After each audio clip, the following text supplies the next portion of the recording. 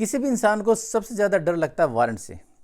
और warrant issue हो चुके हैं, सामने आदमी लेके आपके खड़ा है तो आप अरेस्ट होंगे और जेल जाएंगे। इससे ज़्यादा बुरी और डर की बात कोई नहीं होती है। आइए जानते हैं कि वारंट क्या होते हैं और इनको ख़त्म किस सेक्शन में कैसे किया जाता है।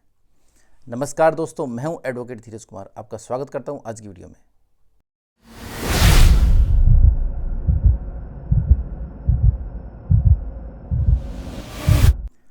दोस्तों, वारंट कोई भी हो, हमेशा दो टाइप के होते हैं। एक होते हैं बेलेबल, एक होते हैं नॉन बेलेबल। बेलेबल में नॉर्मली अरेस्ट नहीं किया जाता।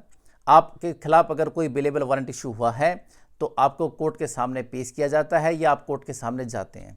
जाने बाद एप्लीकेशन लगाते हैं, कोर्ट आपको उसी वक्त ही बेल दे देती है, ग्रांट कर देती है, उनको कैंसिल कर देती है। जो नॉन बेलेबल वारंट होते हैं उनमें आपको अरेस्ट करने की पावर होती है। पुलिस चाहे तो आपको अरेस्ट कर सकती है। ऐसे में अरेस्ट करके कोर्ट के सामने पेश किया जाता है। 24 आवर्स में आपको पेश करना होता है। अगर वे वारंट किसी दूसरी जगह से इशू हुए हैं, मतलब कोई ज़्यादा दूर जगह, कोई दूसरा स्टेट है और वहाँ पॉसिबल नहीं है 24 आवर्स में पहुँचना, तो ऐसे में आपको पास के कोई भी मजिस्ट्रेट हो 24 आवर्स में वहाँ पर पेश करके वहाँ से फिर नेक्स्ट टाइमिंग ले करके फिर आपको उस कोर्ट में पेश किया जाता है। देखिए, ये जो आपके वारंट है ये सेक्शन 72 भारतीय नागरिक सुरक्षा संहिता के अंतर्गत कोर्ट के द्वारा जारी होते हैं।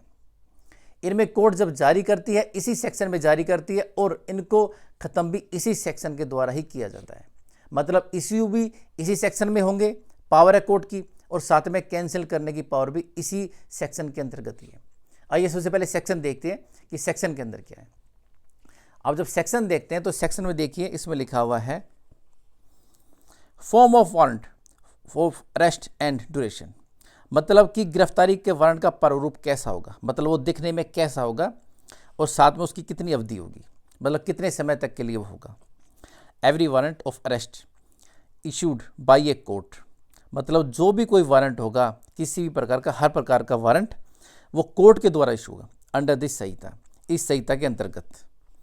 शैल बी इन राइटिंग, शैल है मतलब शैल बी मतलब 100% वो रिटर्न में ही होगा, ये नहीं कि ओरल आपको इशू किया जाए, रिटर्न में ही गया। शैल वर्ड का मतलब है कि करना ही पड़ेगा, वो ऐसा ही होगा, तो रिटर्न में होगा।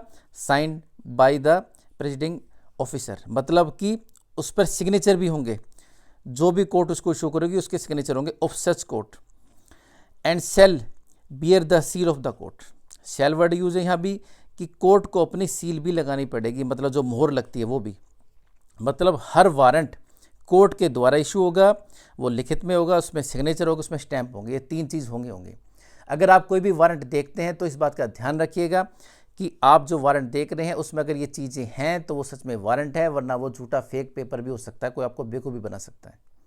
ऐसा बहुत बार होता है कि पुलिस है झूठे पेपर दिखा करके पैसे ऐंठ लेती है। नेक्स्ट इसमें सेकेंड पार्ट है, every such warrant shall be remain in force until it is cancelled by the court which issued it or until it is executed। मतलब प्रत्येक वारंट वो जिस कोर्ट ने जारी किया है उसी कोर्ट के द्वारा ही रद्द किया जाएगा, वरना तब तक वो जारी ही माना जाएगा, या फिर वो जो केस चल रहा है वो केस अपने आप में ही ख़त्म हो जाए तब उसको कैंसिल समझा जाए। जैसे कि आपने देखा, फर्स्ट पार्ट बात करता है कि वारंट कैसा होता है, किस प्रकार से इशू होता है, क्या क्या चीज़ें उसमें जरूरत होती है। सेकंड उसका पार्ट है जो कि 72 का सब क्लोज 2, वो कहता है कि इसको वही कोर्ट कैंसिल करेगी जिस कोर्ट ने इसको जारी किया, या फिर वो केस ही अपने आप में ख़त्म हो जाए।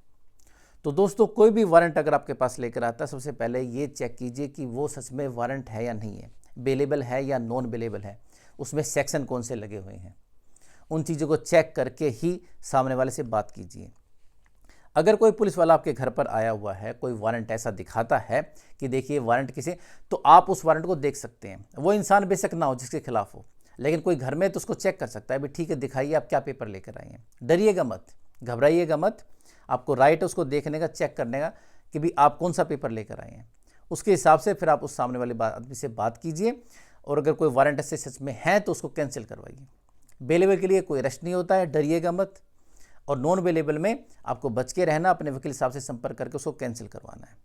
इशू भी इसी सेक्शन में होता है, सेक्शन 72 में सब क्लोज 1 के अंदर, और इसी सेक्शन 72 के सब क्लोज 2 में उसको कैंसिल किया जाता है, चाहे वो अवेलेबल हो चाहे नॉन अवेलेबल हो, किसी भी टाइप का कोई भी वारंट हो। जैसे वर्ड लिखा हो एवरी वारंट, तो प्रत्येक जो वारंट है इसी में इशू होगा और इसी में ख़त्म होगा।